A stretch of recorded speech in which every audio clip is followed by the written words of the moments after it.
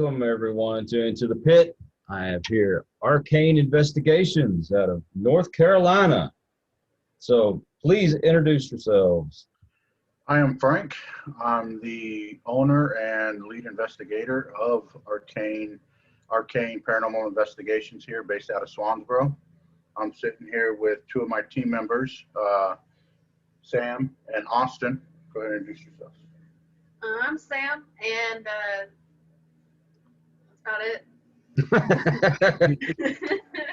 You really should not talk so much. I'm Austin, relatively new to the team. We came from New Mexico and just moved here probably about 6 months back. So we've been doing several investigations with him here and definitely getting into the world of paranormal. So what made you decide to do that? Well, I'd actually done a few kind of impromptu investigations, I guess you could say, in my past. We'd go to places that were deemed haunted, me and a few family members of mine, and we'd just kind of check them out, video and take pictures and all that good stuff. Went to a place whenever I was about 22, 23. It was called the Antioch Church. It's outside of Lovington, New Mexico, and that was the first big time that I really felt something pretty intense there. I won't go too much into that, but it definitely made me a believer at that point. My mother's always kind of had stuff around her ever since I was real young. My family, unfortunately, dealt with black magic, and so we always had, entities around us. So we're pretty used to it in my family. She's kind of getting more into it now because she's now joining my family, so she hasn't had that much experience with things, but yeah, I've always kind of had a predisposition towards that end of things, just because I've always had them around me and my family. So I've decided to kind of join this crew and see what we can find out, see if we can help some people with their end of it, and so far it's been going pretty well. Have you made that? Oh, go ahead. I'm sorry. Go ahead. I was supposed to just be him that first night, but I was so excited and I just had to be a part of it that I was like, ask him if I can come along. I'd really like to just figure it out. I just want to go and hang out with you. And it led into something really cool. And they actually came on a really good investigation too. Oh, okay. You got to tell me. You got to tell me. Yeah. Well, it's a Blue Water Linen Company here in Swansboro. Basically, what they do is they clean linen for rental companies, or for rental houses. They do. Okay.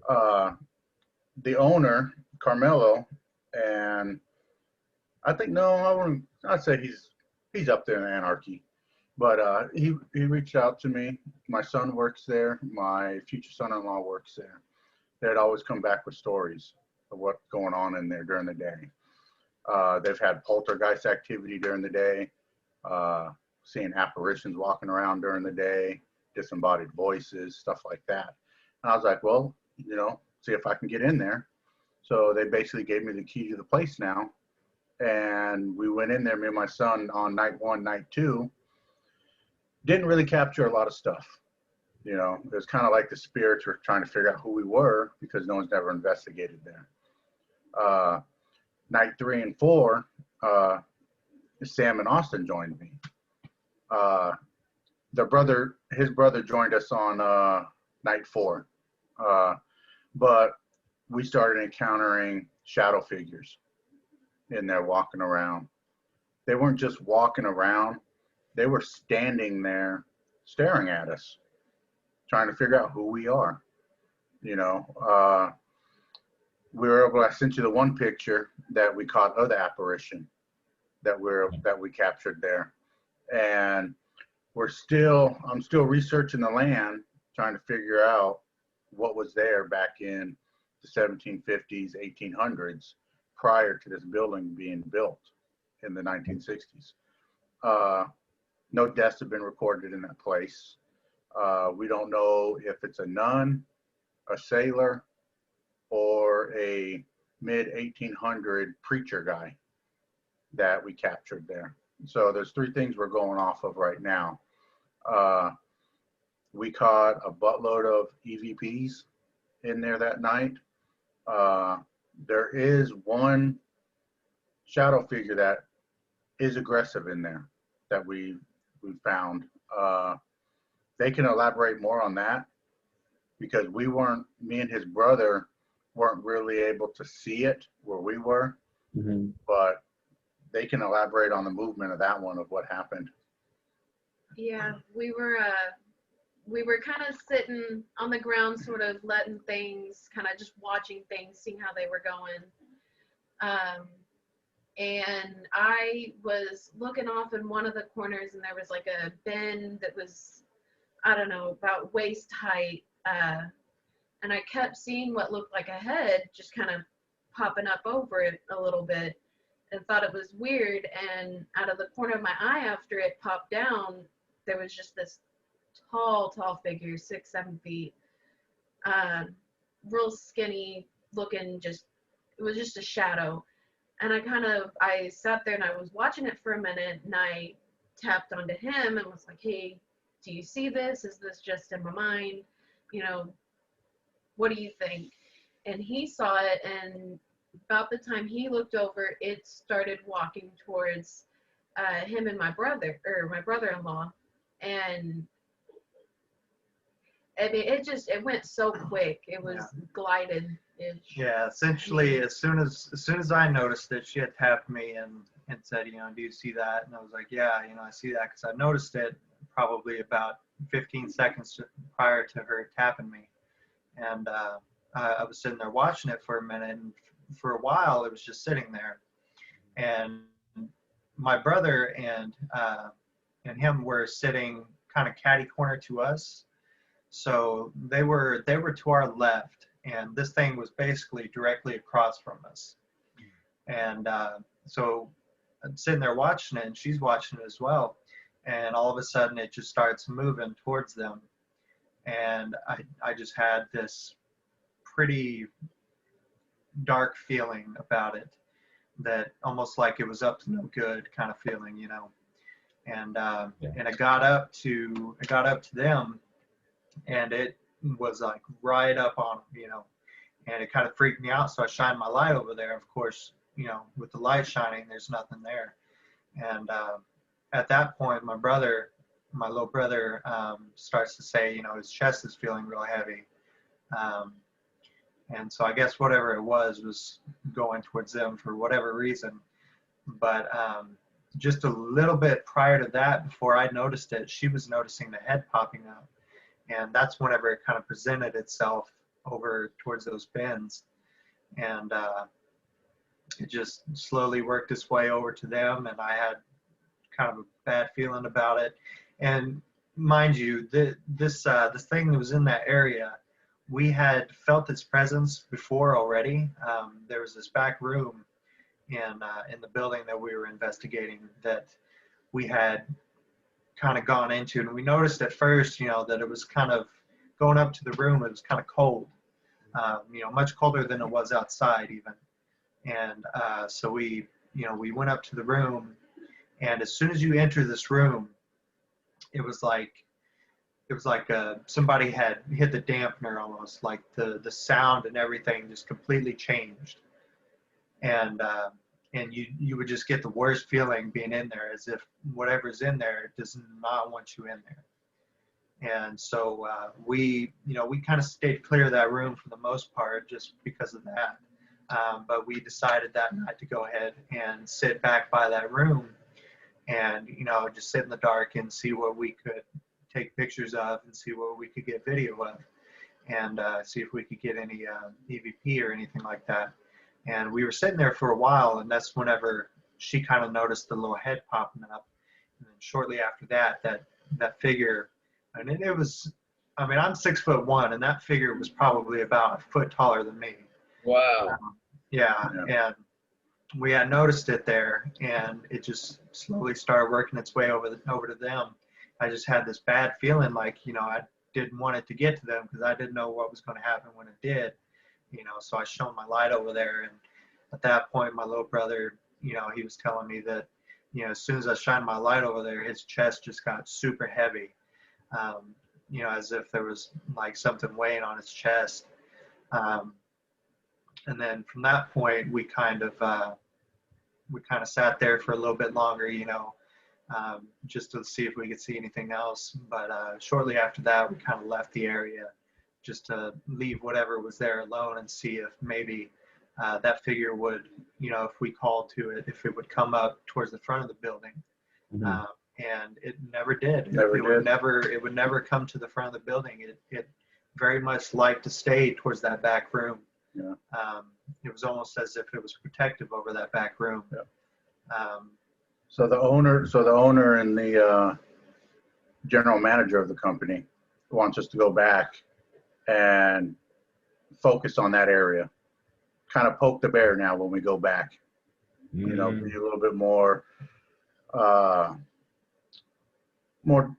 towards investigations on that individual only.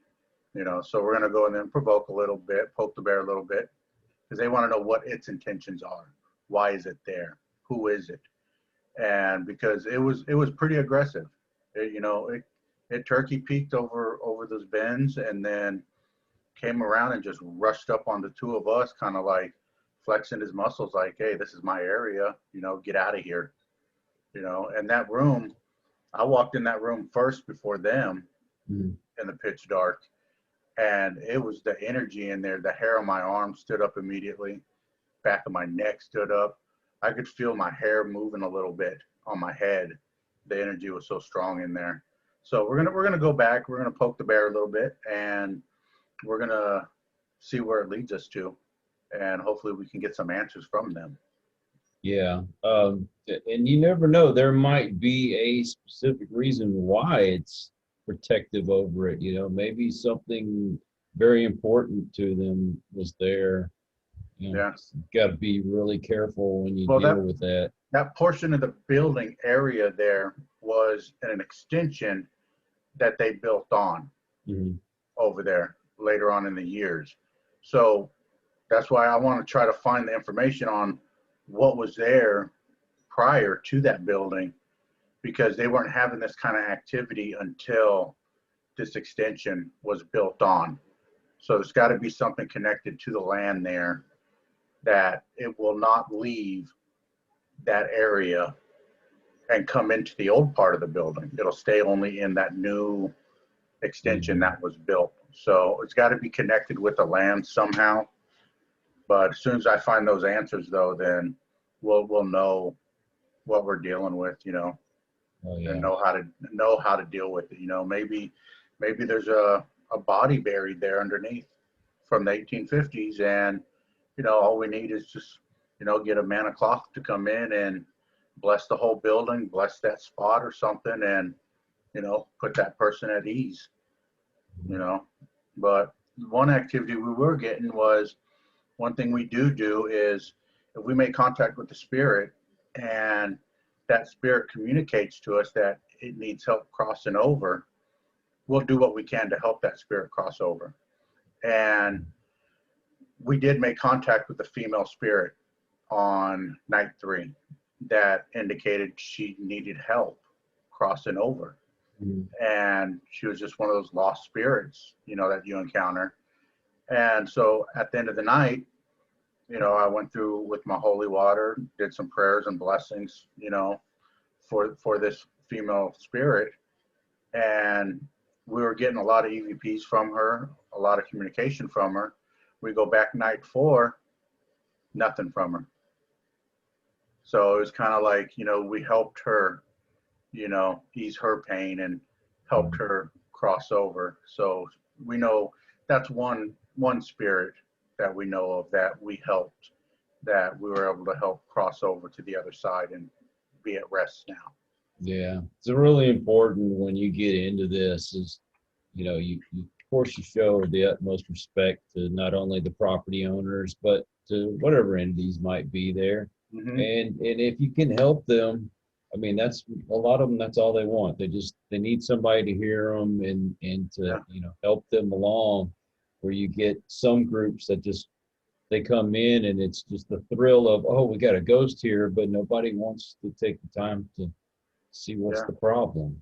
Yeah. So I'm hoping that when we go back within the next week or so there,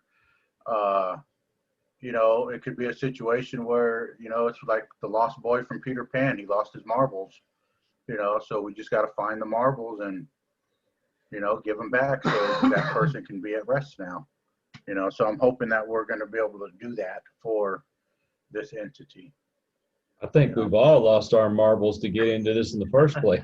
Oh yeah, it takes Just a little bit. It takes it honestly, and you could agree with this. It takes a special person to be able to go into a pitch black environment and walk around and not know what's standing behind you or what's standing to the left or right of you, and then suddenly Walking beside you. suddenly you get touched and you're jumping around in circles now in excitement, fear, scared, all at the same time, because you're in the pitch dark and something touched you.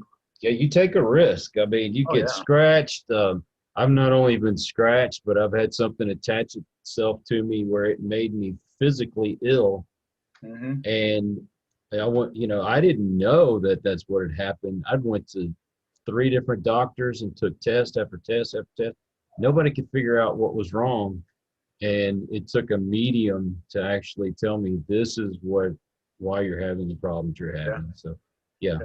That's like my wife. She goes, "Why do you always sleep every night with a rosary wrapped around your hand?" I'm Mhm. tired of it hitting me in the head at night, Getting and a helper again. yeah. And Yeah, I love you too. I do that every night. I have a half a gallon of holy water and anointed oil right there next to my bed. I put the sign of cross of holy water on my head every night before I go to bed. I wrap a rosary around my hand every night before I go to bed. I say a prayer every night before I go to bed. And it's some things that some people don't understand why. And that's kind of how my wife is. She's not a skeptic, but she is a skeptic. Mhm. She's just very protective from family members. Yeah. For like what we were having going on in our home several months ago with that entity, she couldn't experience it like I was experiencing it because she had her grandmother there, she had her aunt there, she had relatives that's passed on that were there that was putting that veil up to where she couldn't see it, she couldn't experience it. And she's like that sometimes when she goes on locations too. I don't feel nothing, I don't see nothing. That's because you're protected. Yeah. And so she kind of understands it, she kind of don't understand it. But when we went to Stonewall Jackson's camp where he got shot at up in Virginia, we're up there and she saw her first apparition. We all did. And it was a Confederate soldier from the stomach down walking across the field. You could see the boots, you could see the gray pants, everything. And I got my mom hanging out the window of a car, screaming and yelling at us, telling us to get our butts back in the car because they're seeing it too. And then we see it and it goes behind a tree and never comes back out again. So that right there kind of solidified it for me to get into the paranormal. And that happened 8-9 years ago. And so that kind of solidified it to me right there. Yes, there is really something after death now. And then that's when I really started getting into it and stuff. And then plus when I was younger, my grandmother passed away and I was sleeping in my bedroom and I woke up in the middle of the night and she's standing there, full body apparition right there in my doorway, looks at me. I get up, I follow her. She goes into my parents' bedroom, looks at her, my sister and the kids were staying the night that night, so they were all scattered throughout the living room. And she walked into the living room, looked at all of them, walked into the kitchen, and that's when I stood in the middle of the living room and I started yelling grandma, and ran to the kitchen, and she was gone. Wow. And never seen her ever since then. And it was just one of those things where she was just coming to us to see if we're okay for her to be able to cross over. You know, that was like her unfinished business. Never heard a peep from her ever since then, my whole entire life. And I was like 13, 14 years old, somewhere around there. Never happened again. You know, so I know that if I'm in trouble, I know she'll be there. She'll come. You know, so I know I'm protected by her, you know, in some sense. But it's very interesting, you know, especially when I talk to clients and I tell them, you know, in the spirit world, they know when things are going to happen before we know it's going to happen for some reason. And I was trying to explain to the lady today with the investigation, with the dream I had, her house, everything like that. She goes, well, how do you know that? I go, because they know already. They know you're coming. They know what day you're going to be there. You know, if they don't want you there, they're going to set obstacles up, you know, which you may think they're coincidences, you know, a flat tire, or your wife suddenly got sick and you got to go to the hospital now. You know, no, they're putting these things in motion because they don't want you to go there, you know. And I try to tell that to people on the team, you know, when we're going to an investigation and it's going to be a tough investigation, things are going to happen, you know, like these two here, they might be getting into an argument or fight for no reason, you know, just because they don't want to go, you know. So, you know, things get set in motion for a reason. And I call it destined and predestined is what I call it, you know, and it's probably happened to you before. Oh yeah, especially the dead batteries. I can't tell you how many times something like that's happened, whether it be the car or I've been charging stuff all day, checked it before we left, and then we get there and it's dead. You know, there's always something that happens. You know, the funny thing is I do another show where I interview people that have positive, you know, stories and, you know, inspiration, motivation. I do those. Nothing happens. Everything seems to go pretty good. But when I do my paranormal shows, every time when they're over, something happens. Yep. Something always happens in this house. Something's gonna. You know, we have an entity of what we think is as a child, and some days it'll be very active, but for most part here lately it's been pretty quiet. But I guarantee you, when this is over, I will see his little head pop up over the stairs or something's going to happen. See, I'm gonna do something. Okay. I'm just gonna get my EVP recorder and just let it record. Sounds like a plan. And I'm gonna see after this is done. I'll listen to it and I'll see what pops up on it. You know, because I've heard situations where people are doing podcasts, and there's one guy that does a podcast all the time, and I don't know why I didn't when we first connected, but he runs his EVP, and he'll always catch EVPs during the podcast. Maybe I need to do that from now on. You know, and stuff like that, and plus some people too will run a full spectrum camera, a video camera, or a night vision camera or something like that running it, and they'll catch balls of energy and stuff like that. You know, I won't say orbs because orbs is like the biggest skeptic thing that people can point at, but you know, if it's floating across that screen and it's flashing, it's a ball of energy. You know, you can't say no, that's a bug. No, a bug ain't gonna flash off and on and change colors. It's going across the screen, you know. But I try to stay away from the orb theory as much as possible, unless it's connected with a shadow figure or something trying to manifest, or, you know, an actual apparition you caught, you know, then I can connect two and two. But if I take a picture and it looks like an orb storm, no, it's just a bunch of dust particles flying around. Yeah, those are one of those real iffy kind of things that I don't like to show those to clients. Yeah. 'Cause, you know, you can usually explain those ways. Sometimes you'll get those that you can't, and I won't mind sharing that. But I also tell them, hey, you know what? This could be nothing. Yeah. Yeah, because Never know. that's the one thing too, is I always try to tell people, you know, if they're getting in this field, try to take a photography class. So even if it's just, you know, do it yourself online class or whatever, it'll teach you about camera flares, you know, what to look for, you know, and everything like that through a lens.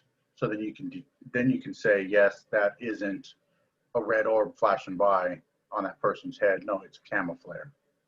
You know, there's two different things, you know, so it's always good to keep yourself educated and stuff like that, you know. And talking about education, you know, you go to, if people go to paranormalclergy.com, you know, and if they don't know about it, you know, it's an organization that Bishop James Long put together to help out paranormal teams, you know. So they're not walking into something over their head, you know, so they're not walking into something that is demonic or something very mean or something like that. You know, the team can go to the paranormal clergy, send them an email, send them some evidence and stuff like that, and they'll help you and they'll tell you, you know, what direction to go into if you have questions, you know. And if they see it's leading into something demonic, then they'll send a team down to help you with the investigation, and you kind of stand in the shadows, let them do their thing, and they'll determine if it's, you know, something demonic. You know, a regular paranormal team can't say, yes, that's demonic, you know, because you don't know if it's demonic or not. You're not that experienced to deal with something that's demonic anyways. You know, that's above any paranormal team's wheelhouse, you know. And if you're going to be the person where you're going to call something demonic and go in there and try to do it yourself, and go in there and try to do house exorcisms, or go in there and try to read the first rite, you know, you're going to open up doors that you ain't going to be able to close, you know. And there are teams, or a team that does that in our area, you know, and it's something very, very dangerous you're playing with, you know. You're not only playing with your clients' lives now, you're playing with your team members' lives. You're playing with their families' lives now, because you're thinking you can do something that you can't do, you know. Only person that can deal with something demonic is a man in the cloth. That's it. You have to have a certain spiritual connection to deal with something demonic and to get rid of something demonic, you know. And if you're not a man in the cloth that has that connection to God, that spiritual connection, you can't do it. It's out of your hands, you know. Sure. So that's why Bishop James Long came up with this paranormal clergy to help out paranormal teams, you know. And I'm hoping that people will see this podcast and start looking into the paranormal clergy, you know, and start using them for help and guidance and stuff like that, you know, because that's what we do. You know, if there's something that we feel that we can't handle, we'll reach out to people and get their expert opinion on it and stuff like that. So then everybody stays safe. And the paranormal clergy, through Bishop James Long, has a curriculum also set up. And it's not some of the curriculum that you would see online where $200, $300, $400, $500, you know, to learn about demonology or the spiritual aspect of paranormal and stuff like that. It's $45. You know, if you got $45 to spend, you go on there, it's a self-guided classes, and you got like 4 or 5 classes you go through that will help you identify, you know, everything in demonology, will help you identify everything in cryptozoology, in the spiritual world and paranormal world, period, you know. And then plus, if you want to spend a few extra dollars, you can have one-on-one sessions also with Bishop James Long, and go over webcam and ask him any questions you want and anything like that, you know. So, and all the money doesn't go to Bishop James Long. It goes to help the paranormal clergy. It goes to help families in need and stuff like that with hunger and stuff. So not only you're learning stuff good from one of the top people in the paranormal field, but you're also helping families out in need too also. So it's a pretty good organization that he was able to put together for paranormal teams. So the first time that I ever dealt with a demon, you know how I got rid of it? It's called a divorce. A divorce. That's exactly, that was my first demon that I encountered. My first demon I encountered was, I got rid of that through a divorce.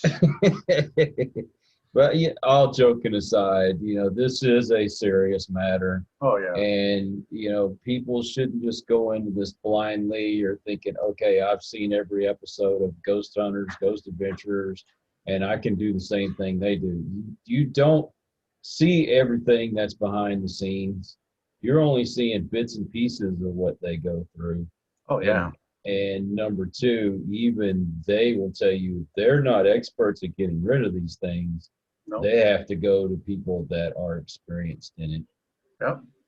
I'm fortunate enough that I do have a demonologist that works with us, and I have 2 psychic mediums that work with us. And you can tell you, I was one of these people. I never believed in any of that mediums and psychics and stuff. I always thought it was some kind of, a hocus pocus, parlor trick, until I met the lady that works with us now, and she was able to tell me things that there is absolutely positively no way she could have known. She didn't ask me any questions. She just came right out and told me these things. And I mean, it's not something she could have looked on my Facebook page and found out about me. You know? Like when I had this thing that was in my house that was pretty bad, we had a lady come in here. She's a very private lady. I won't give her name out or nothing, but she lives in our area. She's had this gift her whole life, but she turned it off. And then she came to our house and she kind of turned it back on. She wanted to get back using her gift a little bit. And she draws is what she does. And she woke up at 9 o'clock in the morning one day, the day she was coming to our house for the very first time. Never met her before. She started drawing a hairbrush, an old hairbrush. And so she drew it, came to our house. She drew a vanity that this hairbrush used to be on. And, well, this hairbrush was my wife's grandmother's hairbrush. The vanity that it used to sit on was the vanity that my stepdaughter has in her room, where at one time that hairbrush sat on that vanity for a very long time because my stepdaughter was using the hairbrush. And so she nailed that one. And then the second thing she nailed, she'd never been in my stepson's room. So I was like, I was putting her to the test to see if she was real or not, and because I'm a kind of a skeptic with mediums and stuff like that too. And so I put her to the test. Never been in my stepson's room. Took her into my stepdaughter's room that's right next to that room. I go, this is what I want you to do. I want you to draw. Actually, I didn't even ask her. She goes, hold on, before we do anything, and she just started drawing in her sketchbook. Mm. drawn for about 5 minutes. She goes, okay, I'm done, I'm ready. I wanted to see if she can project herself out of body experience type. And she didn't know who was in that room. And so she did. She was able to project herself through her thoughts somehow into that bedroom. And she was able to see each person that was in there. She told me each person that was in that room. And what they were doing is they were looking at the security camera system that we had set up in the house for camera angles and stuff. And I go, well, I want you to try to touch the person that's sitting behind the desk. And she's in this room, and my stepdaughter's sitting on the bed and her hands going out. And she's like, I'm trying. I don't know if I'm touching it or whatever. Well, this person that was sitting in the chair twitched. He twitched. And she even said it. She goes, he twitched. I go, okay, you might have, some of your energy might have touched him, you know? So we go, and she goes, so we were done with that little session. She goes, can I go in there?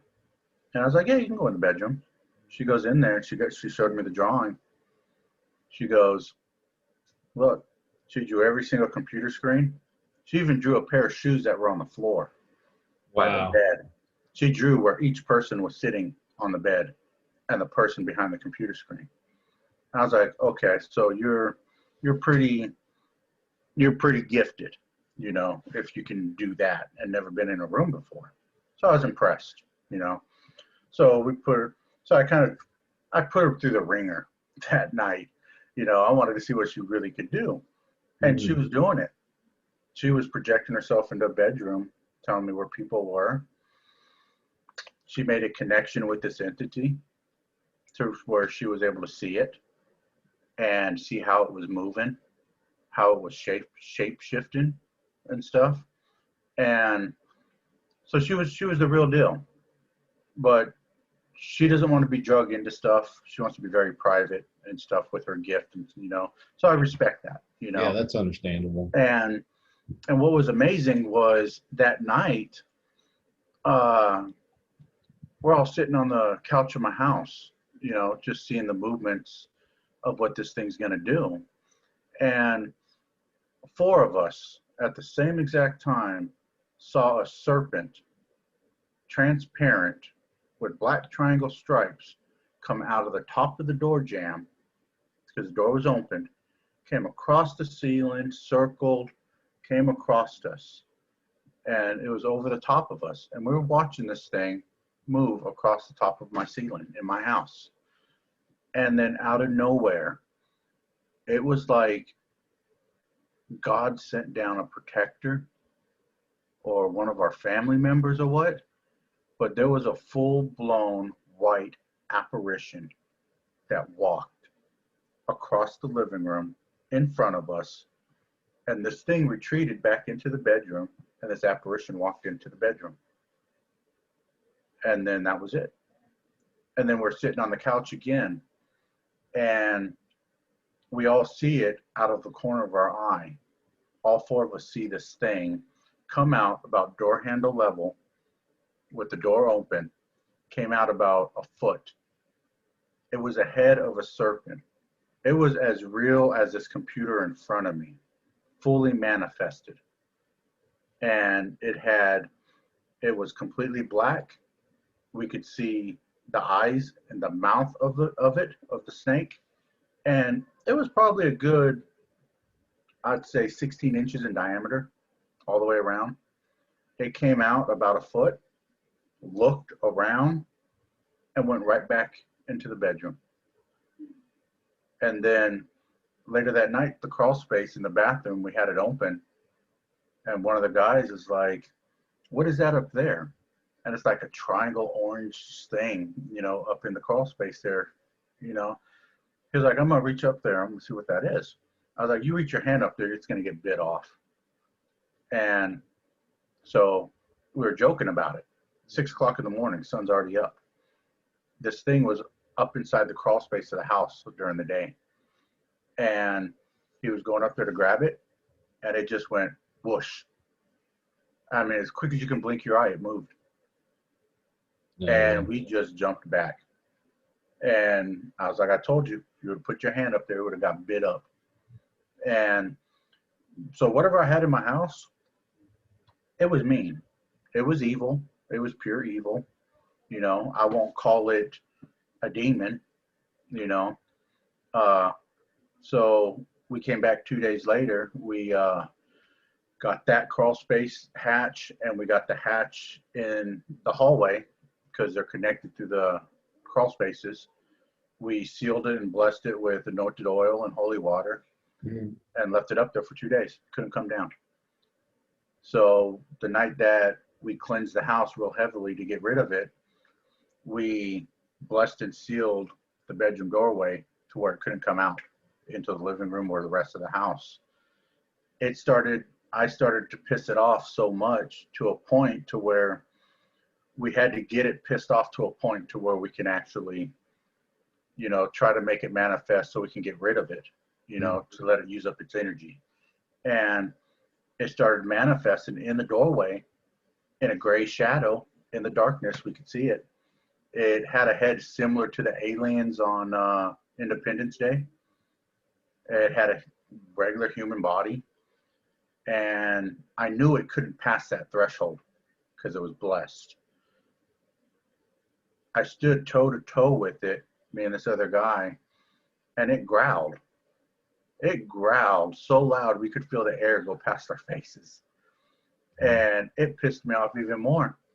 And so I crossed the threshold and got into the room and started to just command it, you know, trying to take control of it basically, and pushing it back. It was hissing, it was growling, it was pissed off, but it couldn't do anything to us because it used all of its energy to try to manifest. So we kind of had the upper hand at that time. Right. And I had attachments that was attached to me at the same time. So what we had to do was we had an alkaline salt bath made up in the bathroom in the hallway over there. And there was so much salt in it, my body floated. It couldn't even sit at the bottom of the bathtub. And so we kind of had to do two things at once.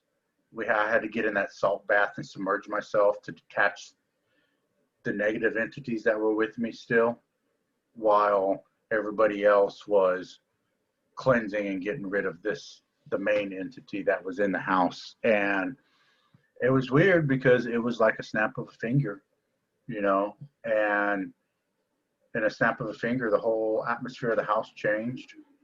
You could breathe. It felt like being in a hospital atmosphere with the air and everything, clean air. You could breathe. You know, it was a pretty amazing experience. You know, I wish the team that I was with at the time, we got lucky with what we did, you know, and I was always pushing the issue that we needed a man of the cloth to come in. But luckily, you know, that team just got lucky that night in my house, you know, of whatever we got rid of, you know, and hasn't been back since, you know. So, but it's when you experience certain things, you know, and these two here eventually, you know, the investigation we're supposed to do tomorrow, I believe they're going to experience things tomorrow night that they've never experienced before in an investigation, you know, because we're walking into a home where the husband committed suicide for no reason whatsoever. 2 months leading up to his suicide, him and his wife never argued before. They were butting heads every day. They couldn't be in the same house together without arguing. I mean, to the point where they're almost throwing stuff at each other. Financially, they started going downhill. They got 2 children that are involved, 6 years old, 9 years old, 2 daughters. They got the ashes. He got cremated. They never got the ashes blessed or anything. They're literally sitting in a Ziploc bag, Oh no. you know? So there's a lot of factors that are coming in where there's a lot of stuff that's going on where I'll probably be reaching out to the paranormal clergy on advice on this one, Yeah. you know, once we gather evidence and stuff, because I don't think this is going to be one that I can handle on my own. You know, I might have to bring in a team from outside of North Carolina that's completely biased, maybe, to help me with this one too, you know, because it might be a little bit above our wheelhouse, might be above that team's wheelhouse too, you know, but hopefully we can figure it out, let the family be at peace, finally let the husband be at peace, you know, because for the last week or 2 weeks, 666 has been popping up on everything with this wife, you know, whether it's just numbers coming up on phone calls, you know, oh, she gets a phone call, caller ID, it says 666. She's seeing license plates, one right after the other with 666. You know, all this stuff is coming together, you know, and I'd say it could be a coincidence. It could not be a coincidence. We don't know until we get in there, Yeah. you know, but hopefully it works out, you know. You know, when you see numbers like that, I don't feel it's a coincidence. Yeah, The universe is trying to talk to you. yeah, You know, I'm a firm believer in that. And I know there's a lot of people out there that aren't, but the universe, it puts signs out there. You know, whether you want to call it God, angels, or just the universe itself, there are signs that are out there for you. The Bible will even tell you you will be given signs, and you just have to keep your eyes open for them. oh yeah, And you know, whether it be numbers like that, or you know, even seeing something like a feather, but you see the same feather, you know, over and over again, that's a sign. You yeah, know, there's all kinds of things. The best thing to do is, like I say, consult with somebody, especially associated with the clergy. mhm, If you can get a hold of a reputable psychic medium, yeah, they can always give you good advice. yeah, Remind me when we get done here. I want to give you the name of somebody I want you to reach out to and see if she'll be willing to help y'all. okay, yeah, Um, definitely. I'll definitely take any resources, any help, you know, because it's not only benefiting us, but it's going to benefit the families that we're trying to help, and that's the main goal. You know, I don't care if I gather the most incredible evidence, you know, better than what Zach and Ghost Adventures have ever captured. You know, that don't mean nothing to me. yeah. You know, it means helping the family that we're doing this for. You know, the people we're doing it for. That's what it's about at the end of the night. You Well, know, to make sure they're at peace too. You if know. if I can give any advice, and this is always, at least it's worked for me. If you have something, an object like a necklace, a ring, a bracelet, you know, something that you can put the right intentions into, and really and truly believe this would be part of your protection, it helps. It Hmm. really does. Yeah. If you are a part of this world, there's a lot of things that are, when I say this world, I mean the paranormal world. There are things out there that's hard to explain, and I've been one of those that's questioned everything. I've been skeptical about everything, and I have to see it for myself before I'm gonna believe it. Hmm. I've seen it. I've been given that advice, and I try to heed that advice.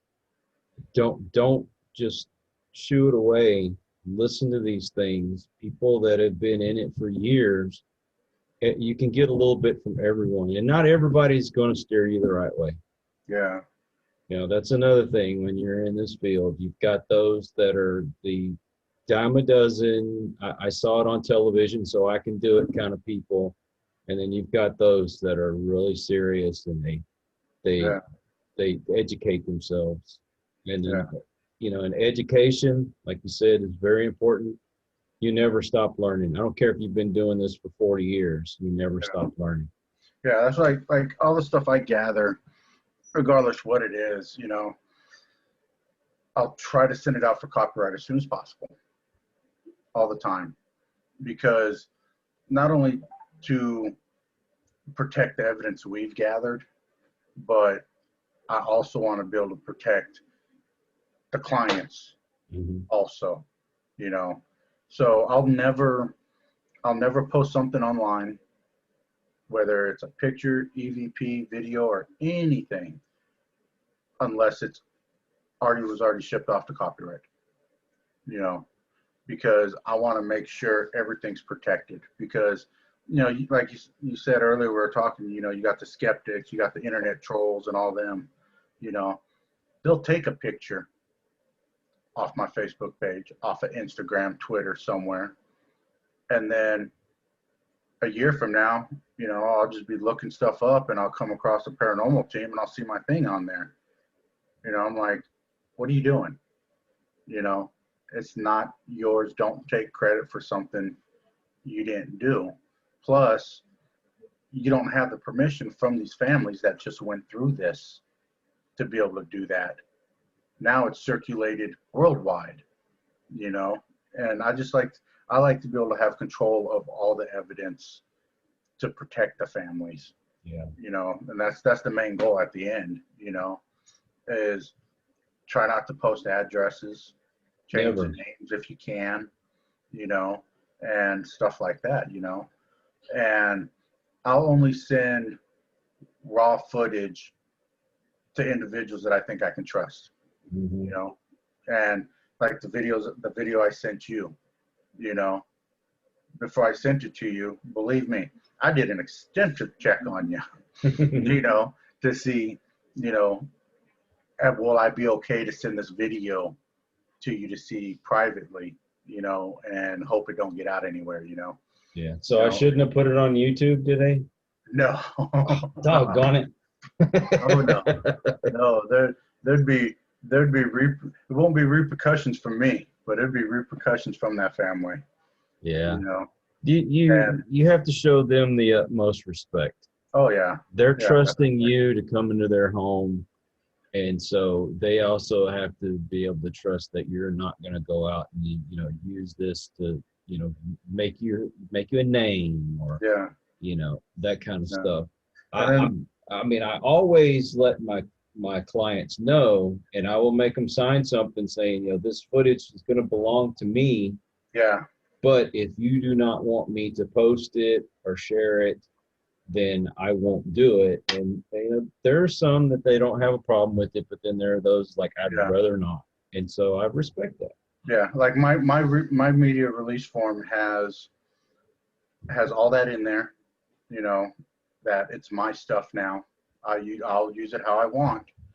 But I also have a box on there that checks that says they have to check it and initial it if I can use it for whatever I want. Then there's another box on there where it says don't want you to use it for these reasons. No social media, no this, no that, but you can keep it privately, you know. And then I get a copy of it, plus they get a copy of it, you know. So there's no, you know, oh well, I signed this paper, you know, and he said he wouldn't do it, you know. Well, you have a copy of it, you know. Mhm. Take me to court if you want now, you know, type of thing, you know. So I protect it all the way around, you know. But like Sam and Austin, you know, there's a spot I took them to the other night uh, called the Boathouse Creek Trails is what it's called, and it's a spot where it's a very mellow, relaxing area. You know, it has a lot of history to it. It dates back to 1750. I've been out there hundreds of times for one main goal, to get evidence of this little girl, Kate, that died in 1899. She left her house on horseback, never came back. Her body was found face down in the water. And the horse came back to the house. That's how they knew something happened. But they found her body down by the water. And nobody's never been able to get any type of evidence on this little girl until I bring her down there. Kind of what happened at Blue Water for some reason. You know, she has a connection with the spirit world somehow that I figured out already. And she was able to make a really good, deep connection with this girl, Kate. You know, we've went out there before and I've got EVPs, you know, of people introducing themselves to Kate, you know, trying to find out what her name is and stuff like that. And I give her the recorder and I go, just ask whatever you want to ask. And she goes, hi, I'm Sam. What is your name? And you hear it in a little whisper of a girl, and it says, I'm Kate. Wow. You know, the first solid proof of evidence that has ever came out of that place of this little girl, you know. And then you can hear Kate through the EVPs, you know, wanting to play hide and seek, you know. And then I ask her the question. I go, Kate, how did you die? And she goes, and you can hear it clear as day. She goes, I'm not dead. She doesn't know she's dead, you know. And and the reason why I'm thinking that is because there's more to the story that even the historian of the area don't know, and we're trying to figure it out, but nobody knows how she died. So it must have been something very tragic because she doesn't realize she's dead, you know. And then it hears me continuing asking another question like, I'm sorry that you died at such a young age. And then you could hear her saying, thank you, you know. And this was probably what, 15, maybe 20-minute time frame. Yeah. That we were doing EVPs out there with you guys, and it was nothing but her. That was it. You know, earlier in the trail, you know, we picked up a man's voice, stuff like that, you know, but in this one specific area, which I won't say where it's at because you're going to have other teams flocking to that area, you know. True. And Don't oversaturate it. yeah, but this one little area, you know, there she was. She was there. You know, and she spoke to us, she made contact with it. And I don't think we would have been able to gather that type of evidence if Sam wasn't there. You got the gift. You know, I think she does. I think she has a gift, but she doesn't realize it. You know, in actuality, everybody has a gift, but not everybody knows how to channel it or use it.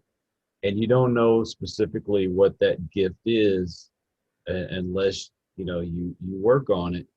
So, hey, you need to consult with somebody that can help you, you know, harness that and expand on it, because you may be able to actually talk to them and they come to you and say, hey, I need to tell you this, and that'll help these guys out a lot too. Yeah, I think her being new to it and everything, Mm-hmm. once she starts really opening herself up to the spirit world, Yeah. I think she's going to realize more things are going to start happening in her life, you know. And I probably guarantee one day someone's going to walk up to her and she's going to hear voices and it's going to freak her out one day, you know. But it's somebody just trying to talk to her, you know. So because there are intelligent spirits out there where they just want someone to talk to. Exactly. That's all it is. And it really upsets me, you know, because Kate is very intelligent now. We know she's very intelligent spirit. And when we left, it broke my heart because I wish that I could just sit on a log, all three of us, and she could just manifest and stand there and have a full-blown conversation with us. You know, that's what I'm hoping. One day I'm hoping that a spirit will do that, to where we could just sit somewhere, be doing EVPs, and they just manifest and say, hey, you know, here I am. You want my story? Here it is. You know, and we sit there for 45 minutes talking to this individual, and in a blink of eye, they disappear in a blink of an eye, and it's over. You never know, bro. Yeah, You never know what can happen. That's my one hope, my one wish, you know, that happens one day, you know. But I know myself, I don't open myself up that much to where I have that type of communication. You know, I can feel them, sense them and stuff, but I'll protect myself always to not open up that much, because you don't know if that 10-year-old girl you think you're talking to is a 10-year-old girl. You know, you don't know who it is. You know, it could be Crazy Willie that's an axe murderer pretending to be a little girl. That's true too. You know, and he just wants you to bring him home so he can wreak havoc. You know, so, and that goes into where people getting into this field aren't experienced, and they're walking into places and they think they know what they're doing, like you said earlier, because they've seen all 100 episodes of Zach Baggins and Demon House and everything, and they're like, oh, we can do this. You can't. You have to work yourself up to it. That's right. You know, and I always tell people, you know, if you want to get into the paranormal field, start off with little things. You know, go to a cemetery. You know, go to a cemetery, you know, go there, do some stuff. Work your way up as you go. Don't try to go from A to Z right away, because you're not going to like the outcome of it. You know, one, you're either going to walk away from the paranormal field completely, or it's going to ruin your life, your health, your marriages, you know, stuff like that. And it happens, you know, and you've heard it on Zach Baggins before. You know, they've had people get divorced, leave the show, you know, because of problems they've had or they've encountered and stuff. You know, they weren't ready for it, you know. But if you want to get into it and into the paranormal field, I tell everybody to do it. Try it, but start off small.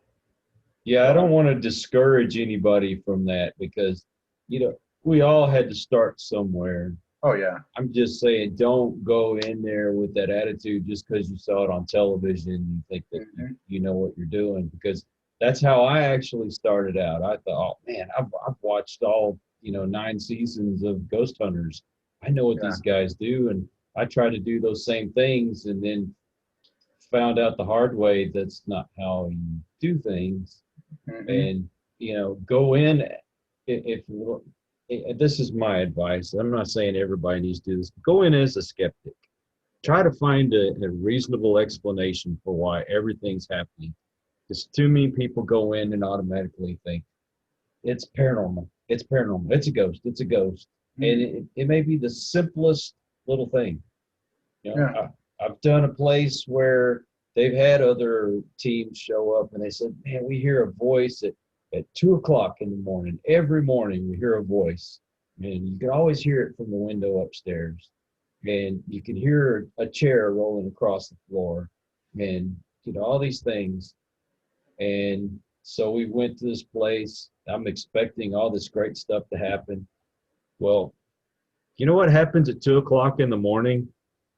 There's a bar like a block down the street that closes at 2 o'clock in the morning, and everybody comes out belligerent and drunk, hooping and hollering and, you know, talking real loud. Well, there's your voices that you're hearing. Yeah. You know what the furnace turns on downstairs, and the heat's going through the pipes, and you're hearing whistling and hissing and growling, and you think there's a demon in the house, and no, it's loose pipes. Oh yeah. You know, the heat traveling through it. You know what what they thought was a chair rolling across the floor? Freaking fax machine comes on at the same time every night and resets itself, and you hear the rollers on the fax machine. Yeah.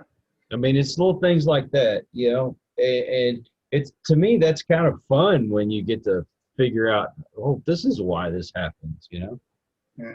But every once in a while, you run across those things that you just cannot explain whatsoever. Yeah. Yeah. But it's like their house, we're eventually going to get in their house and do a small little investigation because they have things that go bump in the night, in their house and stuff. So we're gonna get in there too eventually and get in there and try to get some answers for them too, because we're not only doing clients' houses, but if you got a team person that's having issues, it's a family. Yeah. You help them out too also. So Each other I'm out. pretty excited about that one, just going in there and seeing what they have. What is some of the stuff you have in your house?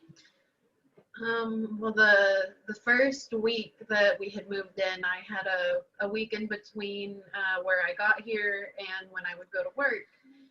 He was off at work, and I was getting used to the time difference, and so I decided I was gonna go ahead and take a nap that day. As I went to sleep, it was probably, I don't know, I was asleep. I don't know how long it was that I was asleep.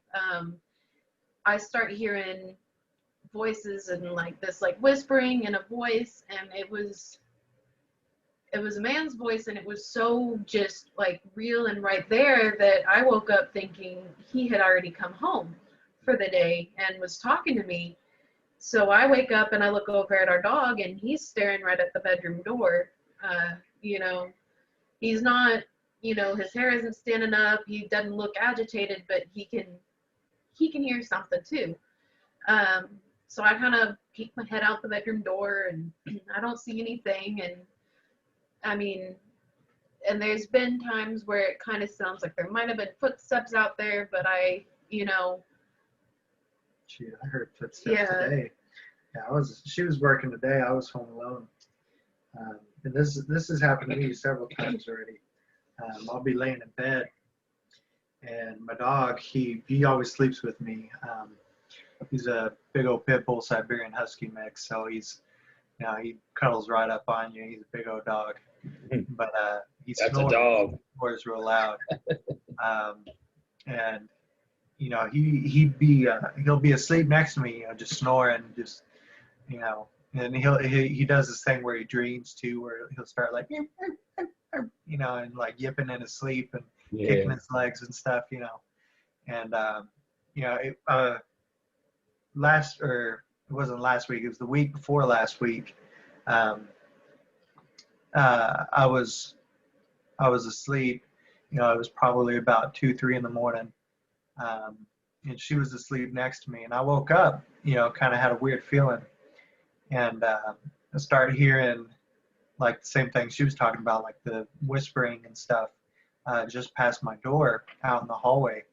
And my dog, he's asleep next to me, just rolled over on his back, just snoring. And you hear the whispering and stuff, and all of a sudden he wakes up out of a dead sleep and sits up real quick and is just staring right at the door, just staring as hard as he can at it. And so I was like, okay, that's kind of freaky. So I go back to bed, Bubba, pat him on the head, and he calms down and lays back down, but he wouldn't stop looking at the door. And then today I woke up late. I didn't have any work, so I woke up real late and slept until probably about noonish. My dog's sleeping next to me, and I woke up, was kind of groggy or whatever. So I looked at my phone and looked at the time and everything. It was just kind of waking up, in the process of waking up, and then I hear footsteps down the hallway, and for a minute I thought that my fiance, just got home, and so I was kind of waiting for it to open up the door, and my dog wakes up and just starts staring at the door like he was expecting somebody to come through too. And shortly after that, she ends up texting me, or no, she ends up calling me, and she said, oh, I might get off of work, a little early today and all that stuff. And so I'm sitting there thinking like, well, hell, she wasn't even here. I'm laying in bed thinking she's about to walk through the door, and all of a sudden she calls me. And so I, was kind of a bit freaked out at that point. And we'll be sitting in the house, and every now and then, you'll hear something or see something that just kind of throws you for a loop, that shouldn't, just something out of the ordinary, that kind of makes you think a little bit. But the other day, she was in the bathroom, and I was sitting in the living room, and I'm sitting there loving on my dog. He's sitting on the couch with me, and I'm loving on my dog. And we always keep, it was at night this time. It was probably about 9:30 at night or so. And we always keep our what's it called, our stove light on during the night, just so we could see, if we get up for a glass of water or anything like that, at night, we'll be able to see, it kind of gives a little bit of light down the hallway and everything. So, we always have that on. I'm sitting there loving on my dog, and she's in the bathroom, and all of a sudden I see like this dark figure just walk right across that light, and it blocks out the light from my vision for a second. And, then the light shines back on me. I was like, what the hell was that? And she's still in the bathroom. I was like, babe, something freaky just happened. It just kind of threw me off a little bit, because I'm sitting there just loving on my dog. Obviously, we live alone. There's nobody else that was there, Right. or it could have been there, and we have all the doors locked and everything. So there's no way anybody else was in the house. And all of a sudden, I see this just figure from the corner of my eye walk right in front of that light, block off the light for a minute from hitting my eyes, and then continue on. And, I look over there, and of course there's nothing there. But there was something obviously that went in front of that light that blocked off the light from my vision, and so it kind of jacked me up a little bit, because I can always deal with, going somewhere and investigating somewhere that's not my own house, but whenever I get them in my house, and I'm, like I said earlier, I've had plenty of times in my life where I've dealt with stuff in my house and, around where I live. Mainly because, my family, they practice the witchcraft, the dark witchcraft. And my mother was the first one to quit all that stuff. And she decided to actually move away from a lot of my family because they did all that stuff. And still, every now and then you'll go stay with my mother, and there's always stuff that happens around my mother. And, there's always stuff that happens around me as well, but I've kind of gotten used to it a little bit, but still every now and then, you'll see a little something from the corner of your eye, something blocks the light, or, you hear like a whisper or something that's right behind you or something. And it just, it throws you off. It's definitely a different feeling, especially when you're alone in the house and all of a sudden you're hearing, whisperings and footsteps and stuff. And, we live in a relatively new house. It wasn't built that long ago. So, there isn't anything really fundamentally wrong with the house. It's not falling apart or anything like that. It's got new plumbing and all that stuff in it. So there's really no reason it should be making noises out of the ordinary. And to hear, as, outside the doorway, it throws you off a bit for sure. Oh, I can imagine. Yeah. And I always try to look for it was the air conditioner, or because our bedroom door sometimes will have a problem staying closed, and we do have a door hanger on there, but every once in a while, it'll be making sure it's shut, and it'll just go ahead and pop right back open again. Yeah, it has this thing where you have to lift it up before it'll latch. And so if you just push it closed, it's pretty easy to open up, just with like the air conditioner or something like that. But if you pull it up and latch it closed, it's actually a struggle to get it open. You can go over there and try to pull it open, and it's not gonna budge, And there's been several instances where we've pulled it up and latched it closed, and it ends up, unlatching and just swinging open. And so, we definitely know there's something in our house, but I'm not too worried about it. I can already tell you it's nothing like bad or anything like that. You can always tell, you can always feel it, if it has a a very bad feeling or whatever, you can tell it's out for something. But, if it's just there, you normally don't have to worry about it, He like, feels like he's just kind of chilling out. yeah, I think honestly, I believe Sometimes it's all it is. yeah, I think it's just hanging out, it wants to check us out every now and then, and honestly, I can't tell if there's more than one in our house, just because there's been times where I've heard the whisperings and it sounds like two people talking to each other, like they're whispering towards each other, with multiple voices. But so I'm not sure if that's, the same entity, whispering back and forth, or if it's, two different entities, kind of, I mean, obviously you wouldn't think so, because I wouldn't figure most entities really interact with each other. But, I really have no idea. So I'm pretty interested to, kind of black out the windows and everything and go in there during the night and really do some investigating in the house, because we've definitely had quite a few instances already, and we've only lived there for what, 2 months? Yeah, about 2 months, 3 months maybe.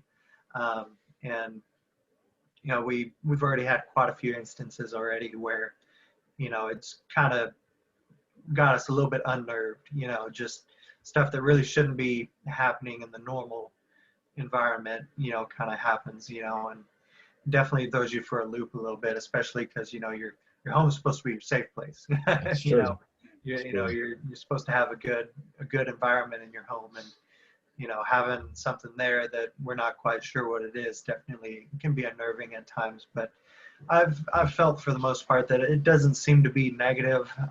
It doesn't seem to give off a bad vibe or anything like that. It just seems to be there. It just seems to be more curious, and more curious than anything. Like it's kind of checking us out, and so I don't have a bad feeling about it or anything like that. But obviously I'd prefer that, I didn't hear footsteps down my hallway whenever I'm alone in the house. Obviously, one of these days, if somebody actually is in the house, I'm just going to ignore it, because I'm used to hearing footsteps down the hallway. And, Somebody's breaking in. No. You didn't bring any aliens back from New Mexico, did you? Sure hope not. If No, you did, tell them I'm ready to go. I got my bags packed. So Yeah, aren't we all? No, that is something that we're going to start branching out doing, since you brought up aliens. Is I'm very curious. I don't know if you heard of them, the Brown Mountain Lights here in North Carolina. I probably have. I've heard of a lot of different stories. So that may be on that list. Yeah, it's an area of the mountains up here, northwest area up there. It's it goes all the way back to the ancient times with the Native Americans and everything, where it's documented, and even throughout the Civil War, even people that live in there. They have lights, green lights, red lights, white lights, that just appear out of the mountain for no reason. I mean, lights that are, you'll be at a scenic view park watching these lights at night across the valley on the other side of a mountain, where they're the size of a car, and they just appear there for no reason. And so that's something that we're going to look into. We want to not just do paranormal. We want to get into UFOs also. So that's part of the paranormal world. Yeah, we want to get into the crypto part of it. Steve Barcelo up north here in North Carolina has a crypto museum, and he does a lot of Bigfoot and stuff. Yeah. So we want to start branching out and doing stuff like that too during the spring, summertime, when the weather starts getting a little bit better, and start putting our stuff together, our footprint, on that also, because there's a lot more out there than just, spirits. MUFON, I think, has different divisions in each state. So you might, Google that and see if they do. And I'm sure they can point you in the right direction. Yeah. And then another thing I was thinking about the other day, I don't know what your take on this is, but with everything that's going on in the world right now with COVID and, just everything, do you believe that the veil is getting thinner. I really do. I honestly do. I think we're getting close to those end times. Yeah, I'm not saying this is the plague that's supposed to, be part of all that, but it's coming. yeah, Whether we see it in our lifetime, I don't know, but those signs are starting to show. yeah, And I do believe that that veil between this world and the spiritual world is getting thinner and thinner. yeah, Um, a lot of mediums will tell you that. yeah, yeah. Because I just think there's a lot more stuff paranormal's coming up. You know, just not in our area, but throughout the country, throughout the world. Oh yeah. You know, a lot more negativity, a lot more negative entities. You know, stuff like that's coming around now. You know, and when I'm reading people's posts and following certain people, you know, throughout the world too, Ireland, Scotland, and stuff, they're all talking about the same thing. You know, a lot of it's negative, you know, that they're dealing with and stuff. And that's where I was trying to come to the conclusion, you know, is that veil actually, you know, starting to shrink down a little bit now to where, If you think about it this way too, a lot of entities feed off of negative energy. yeah, And with everything that's going on, people are being locked up in their homes, basically. Oh, I hear myself. yeah, let me turn that off. But there's a lot more depression going on right now. Yeah, You know, people being stuck at home and that lack of human contact, basically. You know, I can't tell you, I'm so sick and tired of going to the store and everybody's got to stay 6 feet away from each other. And if I'm on an aisle and somebody walks down, they're like, "Oh, I'm sorry." I'm like, "I don't care. You want to come down here? I don't even care if you're not wearing a mask. You want to walk down here? I don't care. I yeah, need to talk to a human being. I need to be close to a yeah. human being." Oh, yeah. And the suicide rate is going up in this country Oh, because yeah, people are through the depressed. roof right now. Yeah, Mhm. it's crazy. We've already had a couple close to where I live, just this neighborhood. Yeah, And then you've got rioting and all this other stuff going on. There's so much negativity going on. And yeah, I mean, let's face it, with the election that went on this year, it's not over with yet. People think it's over with. It's not over with yet. no, And it doesn't matter who wins, it's going to be more negativity. yeah, You know what I mean? And yeah, so that's got to be bringing a lot of this on too. I mean, we've had yeah. That's like, bad stuff has gone on for centuries, but for some reason right now, that negative energy, I mean, you can't even, I guess because it's so easy to talk to somebody through social media and all the other stuff like that, yeah, that you, how many times do you get disgusted when you get on social media and people are just being ugly to each other, all because hmm they don't have the same ideas or political views or whatever. I mean, I don't care if you lean left or you lean right. If we can get along, we should be able to get along and not have to yeah, agree on everything. But yeah. that's You not ain't the got to way agree things on are. anything, but Yeah, it's like people have drawn a line in the sand and say, you cross this line and we're going to have a problem.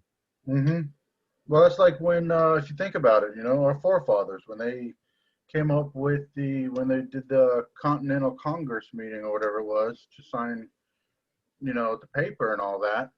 Before any of that was on paper, they all disagreed. To the left, to the right, you know, everywhere they disagreed, but they were able to come together and put it down on paper. Mhm. And it seems like today in this world, you know, that's out the window.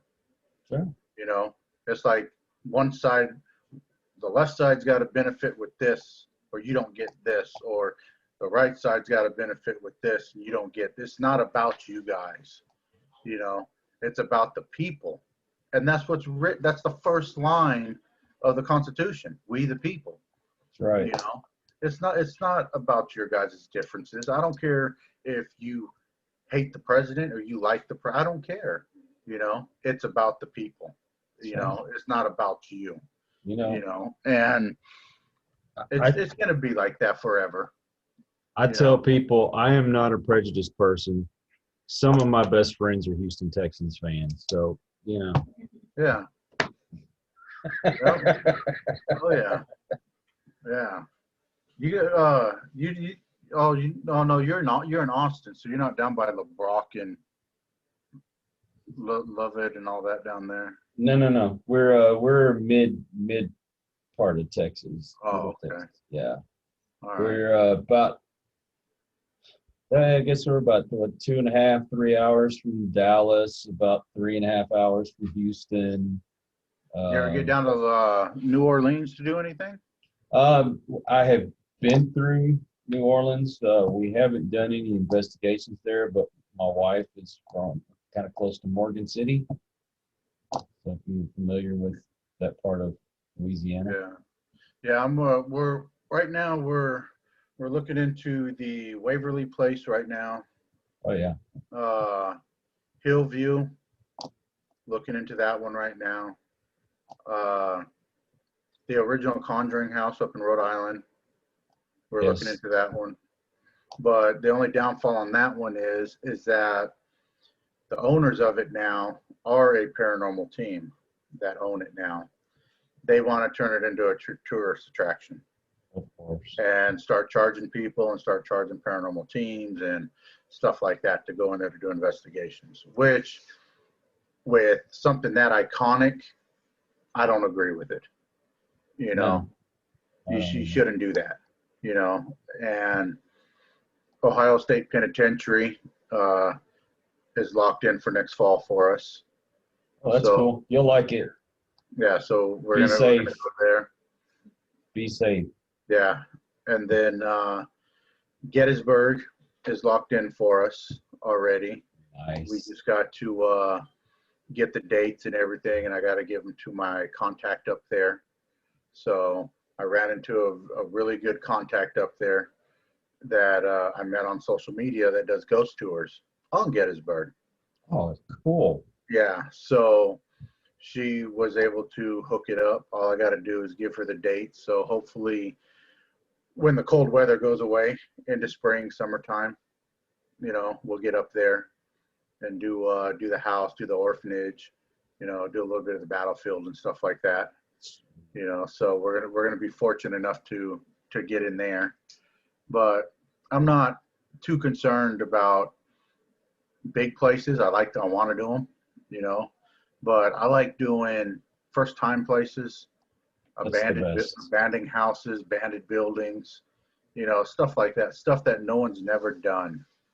And so we can put our footmark on there and be the first to do it and stuff like that.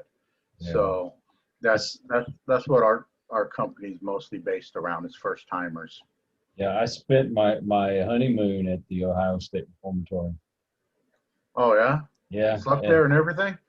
We didn't sleep there. We actually were in a hotel not too far from there. Yeah. But they had an event and we got to meet Steve and Tango and Dustin and Amy Allen was there. Amy, that's the one I was thinking about.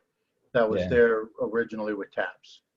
Well, I know Amy. She's done all that stuff with. You're thinking Amy Bruni. Is that a different Amy? Yeah, Amy Bruni was the one that was with Taps. Okay. Amy Allen is the one that's on Dead Files. Okay. Yeah, she's a really nice lady. You should reach out to her. Yeah, I've never got to meet any of them before. I would love to do, you know, an investigation with people like that, just because they have the experience. Yeah. And I can learn from them. You know, I don't want to be on TV or anything like that. You know, I care less about that. But just, you know, I'd love to get a DM one time and be like, hey, come join us. You know, this is where we're going to be. Yeah. You know, type of thing, and just learn from them, I wouldn't mind, any of those paranormal teams whether it's Ghost Adventures, Ghost Nation, whatever, you can learn something from them, Yeah. because they've been in it for so long, they got the experience. But I think with Jason and Tango and all them, they're probably, I'd say they're the godfathers of the reality part of it. Oh, the yeah, yeah. shows. But then if you want to go back further, you got Ed and Lorraine, Yeah. that are the true pioneers, of paranormal. But in today's paranormal, I would honestly, I would give it to Jason and Grant and, the original Taps and everybody like that, they're the first ones on TV. Yep. They're the ones that made it happen for everybody. I actually interviewed Ed and Lorraine's grandson. Oh, okay. Yeah, he was on our show a few months ago. You didn't have Annabelle sitting next to him? No. He is a very knowledgeable person. He's not real keen about all these paranormal groups and stuff. Yeah. Which I mean, I get where he's coming from. I'm not Yeah. saying anything bad about the guy, but I get what he's trying to say. Now he's still up in Connecticut with the museum and all that, or did they close the museum down? As far as I know, it's still open, but he is, last I heard, in the UK. So I'm not sure if he's still there or not, but I was supposed to be there for a while. Yeah. Yeah. Yeah. I would love to go into that museum and just see if it's how much identical it is to what this last Annabelle movie was. Yeah. A lot of it is exaggerated in the Yeah. movies. But that's Hollywood. Oh yeah. That's Yeah. Hollywood. Once you make it big time, in order to keep the money, you have to do what the producers say. They're the ones writing the checks and everything, So that's the downfall. That's why I believe, even with Jason and Tango and all them, if they could have things a certain way, they could, but their hands are probably tied. Yeah. Once you sign that contract, it's all over. You got to do what they say to an extent. Yeah, surprisingly enough, Jason and Grant have more control over that than a lot of people realize. Just because when they started out, nobody had ever done that kind of stuff before on television. Yeah. And they were the pioneers of it. And so you follow our formula or we're not going to do it. And then, of course, they had left doing the TV thing for quite a while, and they invited them to come back. I mean, they've been bugging them to come back for years, like on our terms.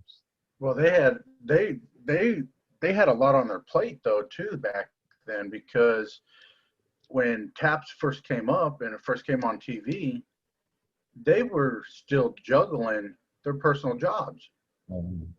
Jason was still Roto-Rooter, and all that. And then Gonzalez was a police officer, wasn't he? His dad was a police officer. I think he got into security, but those guys do a lot of side projects. Excuse me. They do I like Tango. I know he does games and stuff. I think board games and all that. Something to do with the gaming world. And but those guys, they do so much stuff on the side that they don't really do regular jobs anymore.